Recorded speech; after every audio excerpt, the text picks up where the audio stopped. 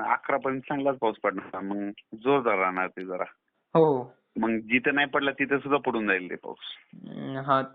आता काही आणि त्याच्यानंतर 8, 9, 10, 11 मग जरा जास्त राहील जरा. 7, 8, 9, 10, 11. हम्म. तर साहेब आता जे सोडलेले भाग आहे त्यांच्या ह्याच्यात त्या भागात होईल का? तिकडे सुद्धा पडून जाईल समजा. हो ना. कारण की आता म्हणजे थोडी जादा का नाही म्हणा पण थोडेच भाग सोडलेले पावसातून. हा हा. हा. तर तसं तुम्ही सांगितल्याप्रमाणे सोलापूर असो किंवा बीड असो, यवतमाळ असो, नागपूर, हे पूर्व विदर्भातील जिल्हे असो, पश्चिम महाराष्ट्राला ते सर्व काही बेतलेच आहे. परंतु मराठवाड्यातील म्हणजे खूप म्हणजे बहुतांश कमी भाग सोडला पावसाने. हम्म. मग आता काही भागात जे राहिलं ते आज बऱ्याच ठिकाणी पडला. म्हणजे काल पण पडला, आज पण पडला. हो ना, हो ना. नाही भरपूर पडू लागलाय. साहेब याचं कारण काय असू शकतं बरं का हे पाऊस म्हणजे काही ठिकाणी पडू लागला, काही ठिकाणी नाही पडू लागलाय.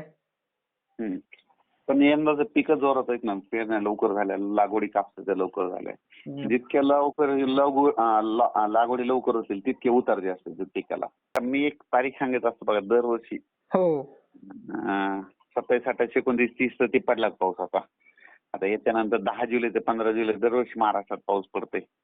हे कायमचं ठरलेलंच आहे ते.